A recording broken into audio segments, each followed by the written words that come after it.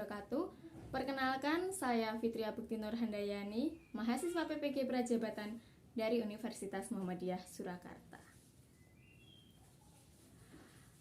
Menggugat Indonesia dijajah 350 tahun. Apakah benar Indonesia terjajah selama 350 tahun? Jawabannya apakah iya atau apakah tidak? Atau bahkan semua itu hanya mitos belaka dan manipulasi sejarah saja? Mari kita susun pertanyaan terlebih dahulu untuk menjawab pertanyaan tersebut. Yang pertama, bagaimana bisa Nusantara berubah nama menjadi Hindia Belanda? Yang kedua, bagaimana bisa pemikiran pemahaman 350 tahun tersebut bisa terjadi? Yang ketiga, apa yang terjadi dan bagaimana faktanya? Nah, sekarang sebelum menjawab pertanyaan-pertanyaan tersebut, sebaiknya kita berjalan-jalan ke masa lampau terlebih dahulu. Pada abad ke-15, Konstantinopel jatuh di bawah Turki Utsmani. Hal tersebut menyebabkan gangguan perdagangan di dunia barat dan dunia timur. Maka bangsa Eropa yang berada di dunia barat ingin melakukan perdagangan yang lain. Bagaimana caranya ia menuju ke dunia timur? Jawabannya adalah dengan melakukan pelayaran. Pelayaran yang dilakukan pertama kali adalah bangsa Portugis ke Nusantara di bawah pimpinan Francisco Serrao pada tahun 1512. Ia mendaratkan kakinya ke Nusantara bagian Hitu atau Ambon bagian utara. 10 tahun berikutnya disusul oleh bangsa Spanyol. Ia mendarat di daerah Maluku, lebih tepatnya di Tidore, di bawah pimpinan Bastian del Cano. 74 tahun berikutnya, bangsa Eropa yaitu Belanda pertama kali mendaratkan kakinya ke Nusantara, lebih tepatnya di daerah Banten.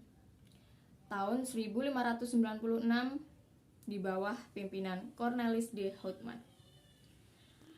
Pada awalnya ia mendarat hanya untuk berdagang saja. Kemudian untuk meredam konflik permasalahan perdagangan antar Belanda, mereka membuat kongsi dagang yang dinamakan VOC pada tanggal 20 Maret 1602.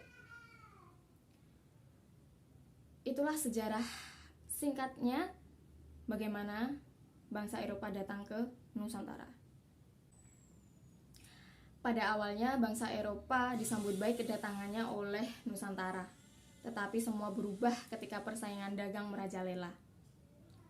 Nusantara terpaksa melakukan tanam paksa hanya demi memuaskan dahaganya kaum Belanda. Sekarang, sebaiknya kita menjawab ketiga pertanyaan tersebut. Pertanyaan pertama, bagaimana mungkin Nusantara berubah nama menjadi Hindia Belanda? Tentu saja mungkin.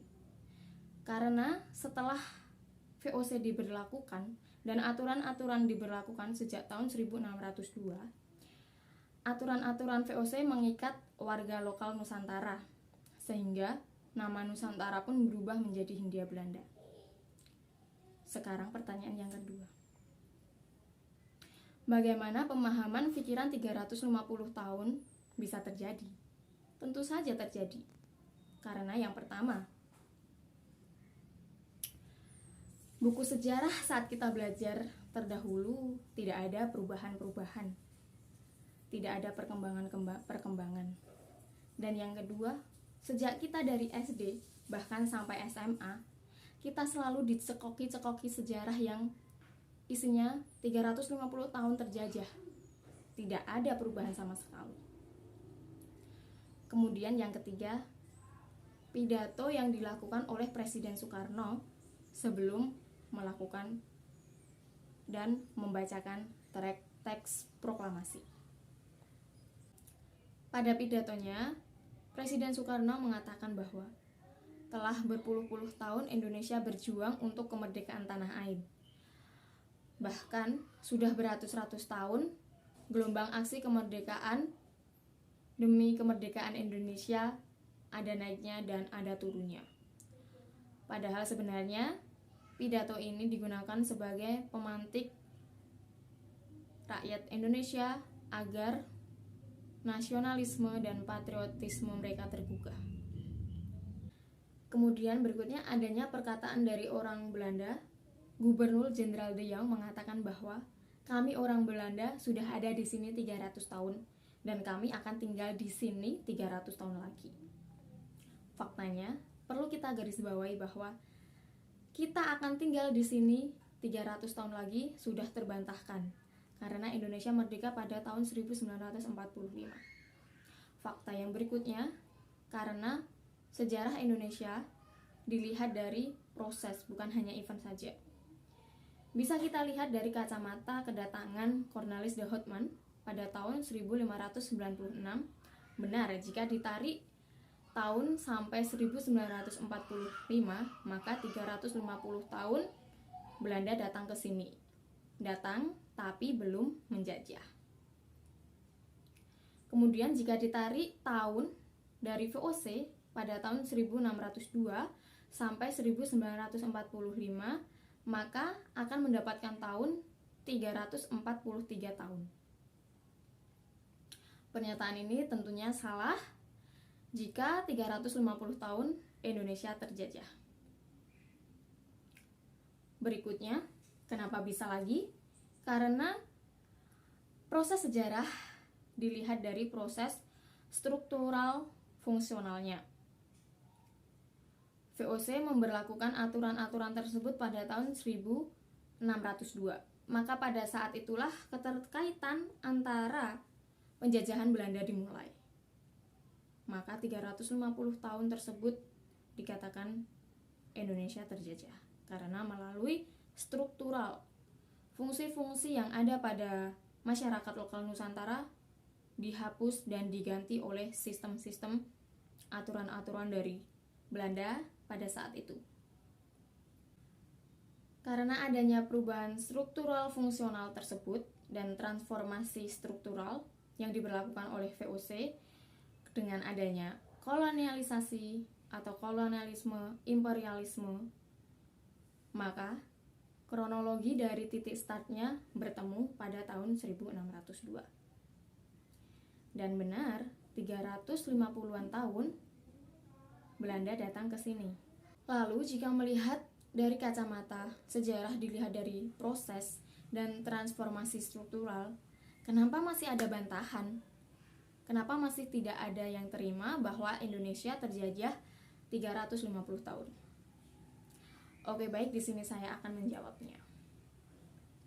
Jawaban yang pertama ialah karena penyebutan nama Indonesia itu sendiri.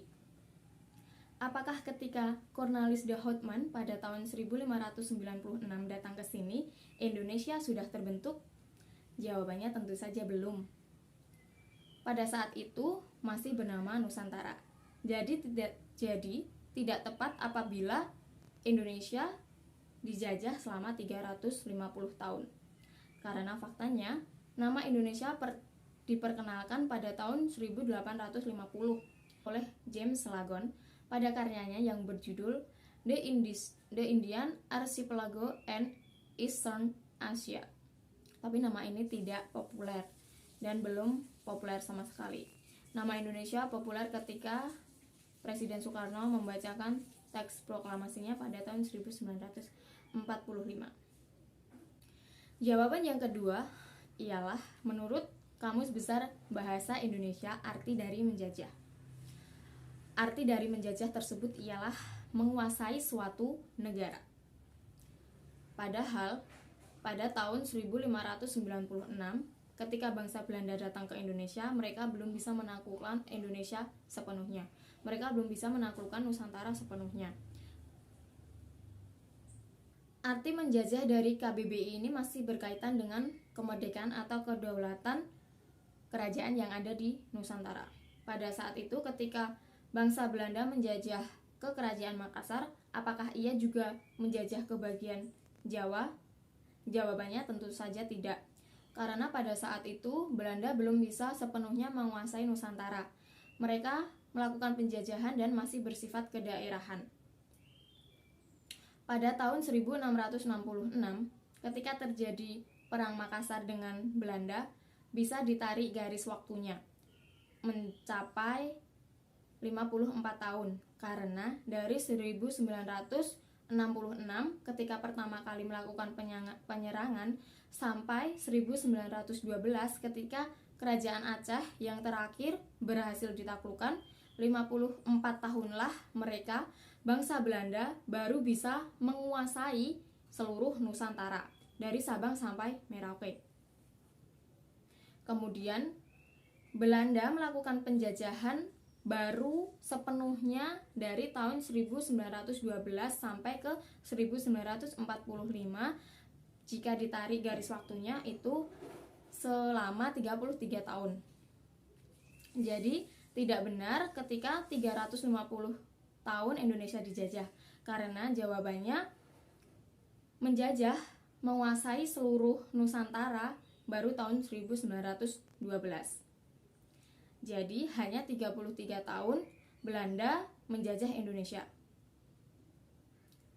Perlu kita garis bawahi juga, setelah Indonesia merdeka pada tahun 1945, Belanda masih melakukan agresi militer mereka yang pertama dan kedua selama 4 tahun.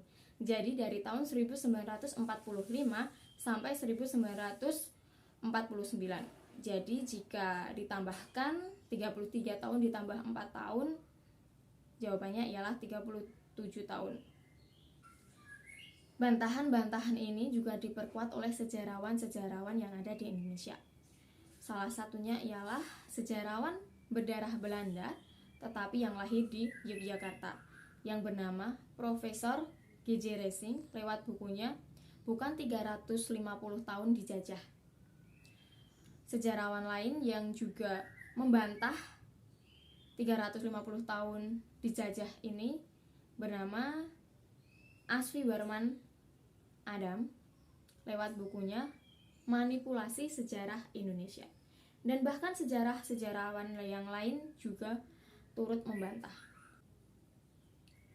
Sejarah Indonesia. Sejarah Indonesia perlu diluruskan, guru harus mampu melakukan perubahan. Buku sejarah harus up to date dan terus melakukan perkembangan. Toh, ini juga merupakan ilmu pengetahuan. Salam literasi, salam sejarah. Bagaimana sejarah menurut kamu? Sekarang, ayo mari kita berpikir kritis. Salam. Wassalamualaikum warahmatullahi wabarakatuh.